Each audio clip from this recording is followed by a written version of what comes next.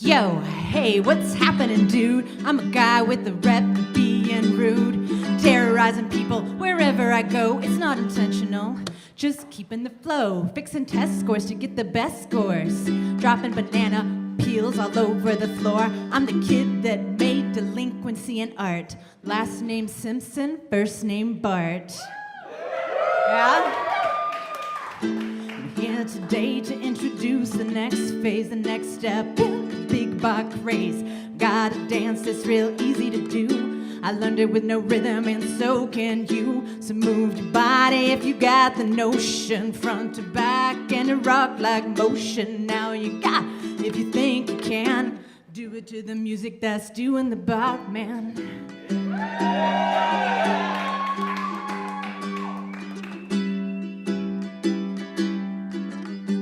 You're welcome to get up and do this. Everybody, if you can, do the bob, man. Shake your body, turn it out if you can, man. Front and back to the side if you can. Everybody in the house, do the bob, man. Everybody, if you can, do the bob, man. Shake your body, turn it out if you can, man. Front and back to the side if you can. Everybody in the house, do the bob, man.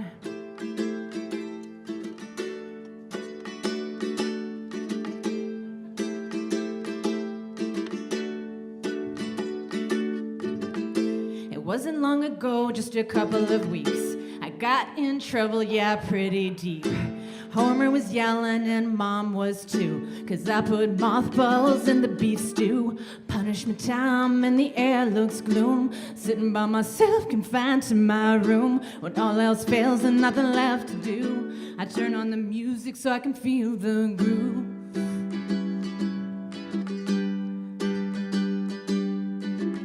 You guys feel it? Yeah.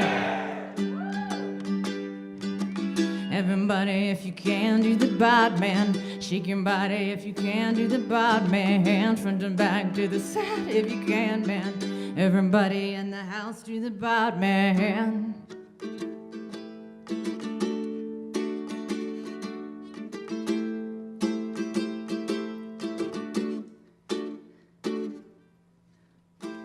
Up in my room, I'm just singing a song. Listen to the kick drum humming along. Yeah, Lisa Lash, she likes jazz. But I know I'm bad, 'cause I'm doing the bod, man. Yeah, I'm doing the bod, man.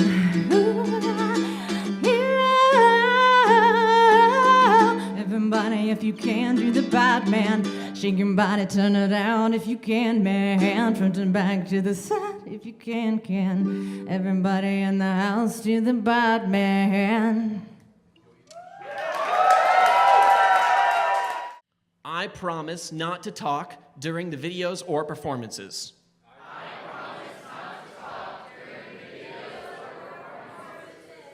I promise that I will hail to the chimp. I promise that I find nothing funny about the word tromboner.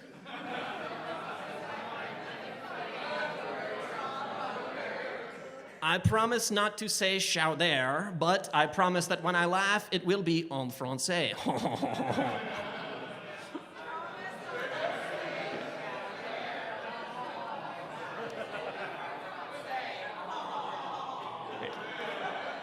I promise that I'm not going to be perfect for 9 years and then gradually devolve into a self-imitating shadow of what I once was, eventually giving up entirely and merely pandering to the expectations of how my character should act for quick gags in the style of myself, rather than provide smart, subtle, biting humor of my glory days, Purple Monkey dishwasher.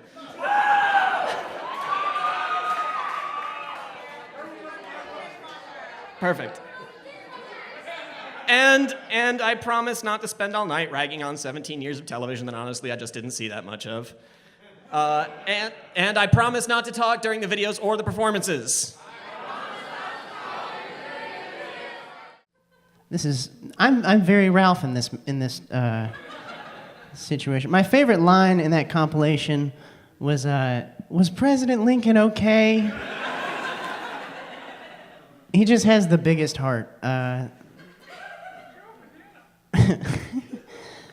I don't know, it's just, he has the biggest heart, and it's so sweet and heartbreaking and hilarious to watch that heart get knocked around. There's so much potential for tragedy and comedy when you're emotionally built like Ralph. Like him, I feel like I grew up a little too emotionally open. Like I would get, when something good would happen, I'd become very excited, I'd get my hopes up, and then they would be dashed very hard. I also had a higher voice. Even today, like, I'm somebody who, when I go to like a grocery store, like a fast food restaurant, through like those are the same thing, right? Yeah. But when I go to like a fast food restaurant through the drive-thru, I will often get mammed. That can happen. I got one of those voices. Something about it hits a drive-thru speaker. Person on the other end is like, oh, this is definitely a woman, for sure. 100%. They're so confident. If they're trying to be polite, they might double down. They'll be like, ma'am, that'll be 738, ma'am. Like, got double mammed. But I roll with it. I'm like, all right, I can be a lady. For 18 feet, I can handle that. I get to that first window, they're confused. They're like, you had the number one? They're suspicious. I'm like, yeah. It's like, all right. Now we're on the same page. The drive-thru director or detective is satisfied. Because you can't get defensive at the little speaker box. You can't be like, it's sir. Because they're just going to be like, repeat that, ma'am. Bart the Daredevil. First aired, that's right, first aired on December 6, 1990, the 8th episode of The Simpsons' incredible second season. It has stiff competition, but it is the very best episode of the entire series. I would go a step further to say that it's the finest half hour of television that we have ever produced. It should be preserved and shot into space so that aliens know that we're funny. It is perfect. So Bart tries out some tricks. He goes flying up in the air. He falls on his back. He's hurt bad. Let's get out of here. Realest little kid shit ever. I'll cop. I pulled that shit. You're on your own, little brother.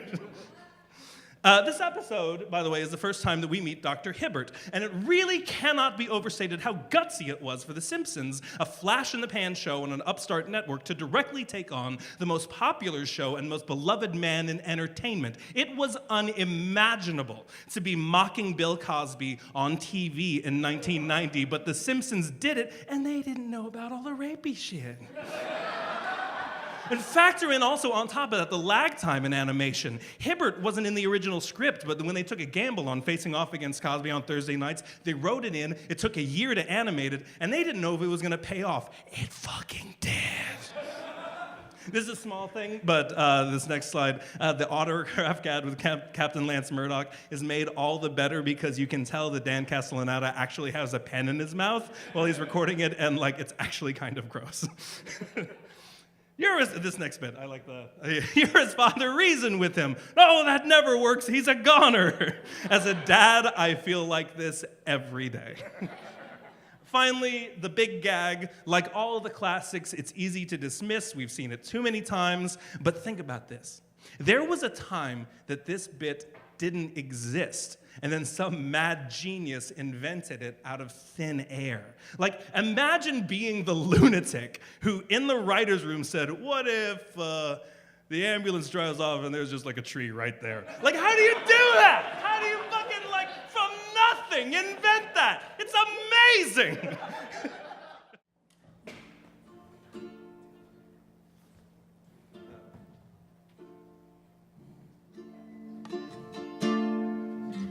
All right, so this one's going to be a little sing-alongy towards the end.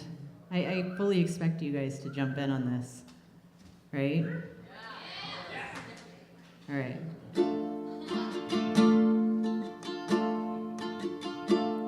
Come gather around, children, it's our time you learned about a hero named Homer and a devil named Burns.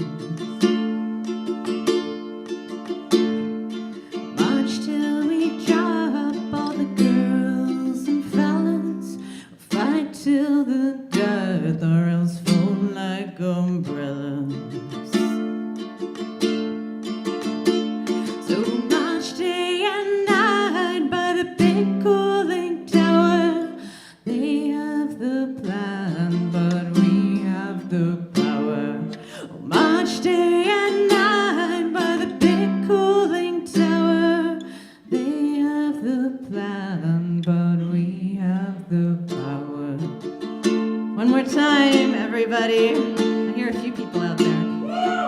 Ready? So we'll march day and night by the big cooling tower. They have the plan, but we have the power. Ends on a major key. Thank you. These Simpsons figurines are coming out. Coming to the back here. Yeah, look here. We got Ned Flanders. Yeah. We got one of Ned Flanders' children. We got Otto, the bus driver. Sideshow Mel. Just a loose assortment of Simpsons figurines that I am throwing out into the crowd to you, ladies and gentlemen. Like Homer Simpson, I have 3 kids, 3 hairs. I've had multiple weird jobs. I meet celebrities. I sit around in my underwear. I run around naked. I do not hide my shame. Homer's kids are ashamed of him, but secretly love him. Next slide. And I am like Homer. Let's keep going. There we go. Oh, there we go. There. Oh, that's my family. Raise your hand if you're actually a member of my family. She's over there. Homer's kids are ashamed of him, but secretly love him. My kids love me actively, but are openly embarrassed by me. My eldest daughter was precocious, just like Lisa. My only son was a rapscallion.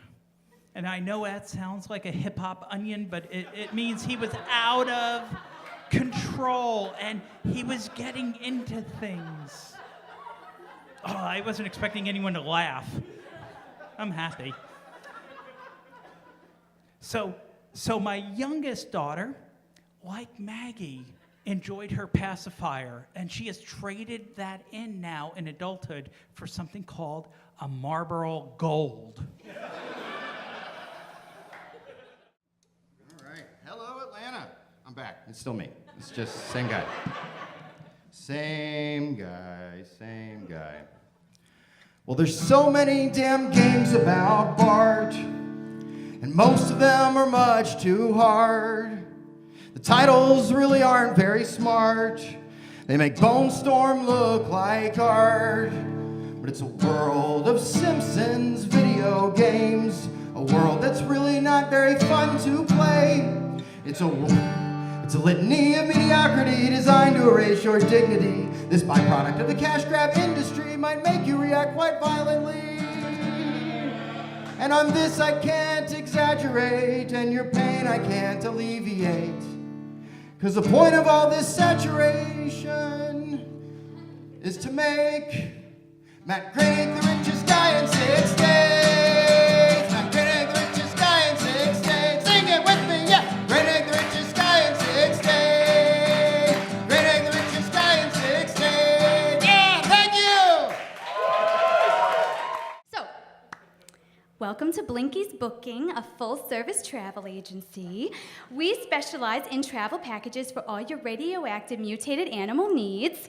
Listen, each and every one of these travel packages are worth 10 times the price. You want a nuclear vacation? You could have a beautiful time at the Hanford site in Washington. Ooh, or the Trojan power plant in Oregon is a good option for someone on a budget. It's shut down now, sadly, but there are still plenty of romantic radioactive ruins to explore with your sweetie, and plutonium playgrounds for the kids. Oh, if it's something more exotic you're looking for, how about Japan? Now, everybody wants to go to Hiroshima and Nagasaki, and why not? I mean, those are historic destinations for any atomic explorer, but, you know, they're a little touristy, in my opinion. So, may I offer up Fukushima, okay? It is a gorgeous spot, brand new destination, just opened in 2011, and If you book now, I can get you a great deal on a place to stay under the reactor number 4. That's the one that melted down. And, I hear it is still leaking radiation right now. I mean, it probably will be for many years, but you never know, okay? No time like the present. Okay, let's see. Something more classic? Well, how about Chernobyl? Okay, the decor is a little dated, but the views, my God, nothing but wasteland and creepy dolls and char as far as the eyes can see. I saw a slideshow from another client's trip there, and it would have brought me to tears if I could cry. I guess not really necessary for fish to cry, but sometimes I wish I could, Well, 3 eyes, that's not really necessary for a fish either, is it? Since when did a fish ever need to see more? You know what I mean? An extra fin, sure, go a little faster, maybe. Yeah, I get that, but 3 eyes, I wouldn't have picked it, all right? That's all I'm saying. I've sold monorails to Brockway, Ogdenville, and North Havenbrook. And by gum, it put them on the map. Well, sir, there's nothing on earth like a genuine, bona fide, electrified 6-car monorail. What'd I say? Monorail! That's right. What's it called? Monorail! That's right! Monorail! Monorail. Monorail. All right, Miss Hoover, where are you? It glides as softly as a cloud. Not on your life, my Hindu friend. You'll be given cushy jobs. No, good sir, I'm on the level. Take my penknife, my good man. I swear it's Springfield's only choice. Throw up your hands and raise your voice. Monorail. What's it called? Monorail. Once again. Monorail. Monorail.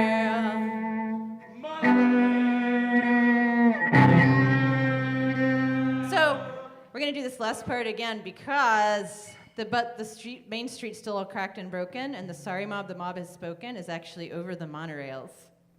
Oh. I know, it's tricky, but we got this. So I'm going to start from take my penknife, my good man, and we're going to get it right this time.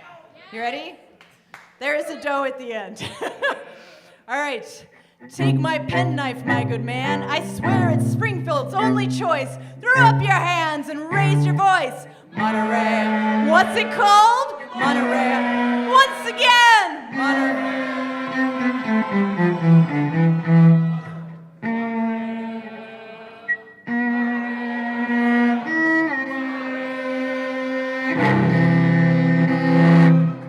That was beautiful. You guys nailed it.